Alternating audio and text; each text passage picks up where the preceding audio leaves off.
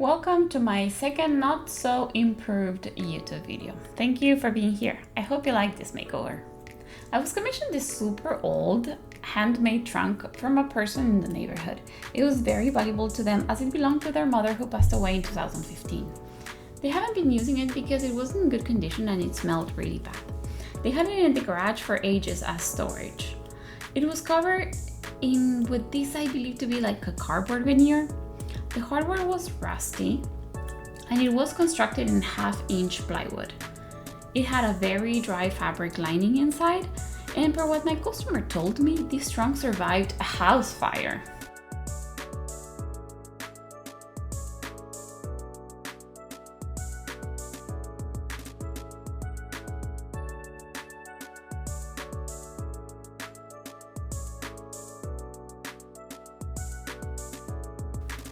Before I could even start to work on it, I needed to remove the smell. I tried to hold my breath while taking some of this fabric off, but it wasn't doing much. I hosed everything off to be able to clean and remove the thin fabric. This ended up being more satisfying than expected. The way the fabric was coming off with the pressure of the water felt so good. I did a process of bleach and sun dry for 7 days in a row, and I finished up with 2 passes of odor ban. Smell went down a lot, but it wasn't completely gone, just bearable to work on.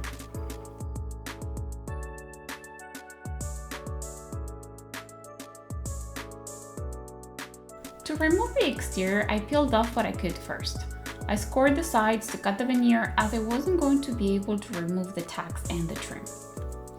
First, I tried pouring some hot water, then the heat gun, until I finally tried leaving the rags on to keep the surface wet. I wish I had like a big tub or something where I could soak the whole thing in, because keeping the sides wet one at a time took me another full week.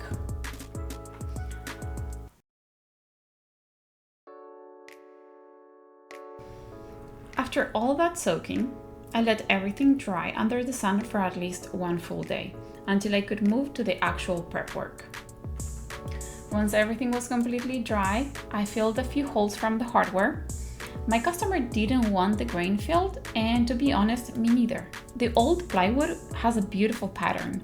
I just filled big gouges that were going to show too much through the paint, and ended up sanding everything down with 150, which is my favorite grit, and finished with 220.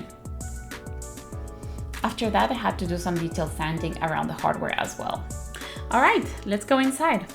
Do you remember that it was smelling bad? Well, I did 2 coats of clear shellac to lock the smell in, and I wanted to make sure those rusty tack nails were not showing through the paint, and also to give a more finished look inside.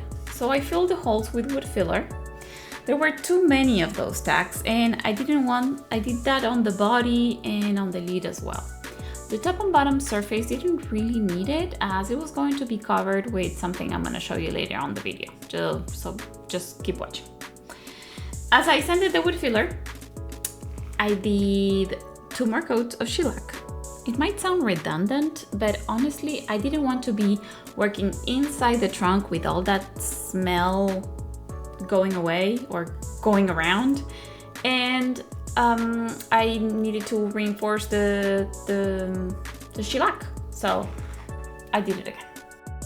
Also, did you know that there's a right way to put the tip of your spray can? Okay, so every spray can has this mark, and you have to make sure that the tip is facing that can. Why? I don't know. That's the way it is. Apparently there's a right way to spray, and as you can see, I also got tired of that applicator. Like, I put it on, it fell right away. It's not even broken, so yep, I didn't use it anymore.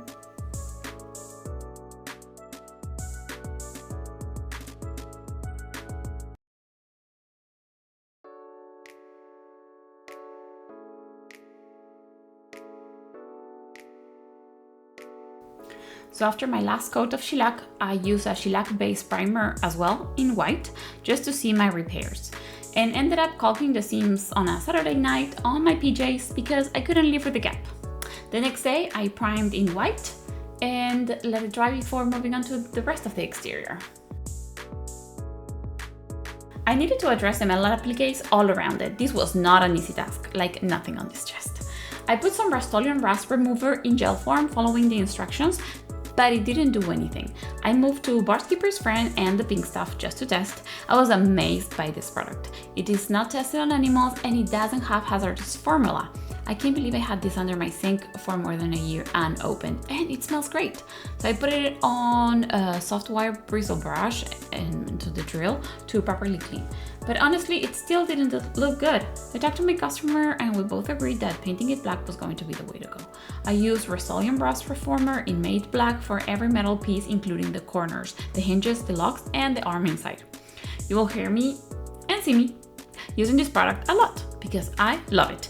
It adheres perfectly to metal, it doesn't scratch, and it is waterproof. I painted the exterior with Licorice by Beyond paint, making sure it had 4 hours in between coats. This paint takes its sweet time to dry, but it's an all-in-one paint, so I don't have to top coat. Before all of this, me and my customer chose the fabric they wanted for the interior. We agreed we were going to do the top and bottom and then go with purple paint for the rest.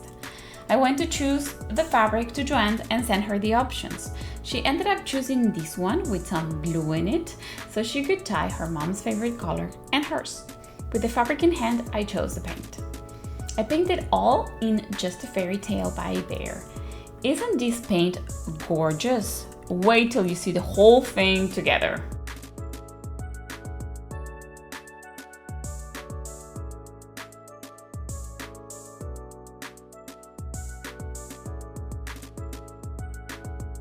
Once it was all painted with 3 coats, I ironed the fabric and cut a poster board or cardboard to fit the top and bottom and wrapped it with the fabric.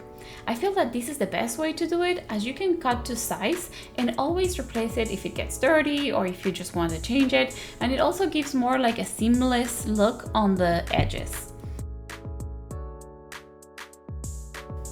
We are reaching the last couple of steps of this trunk, and for that I attached new hardware. I had to put a support in the back, another 1/2 inch plywood to be able to support the screws as it was very thin.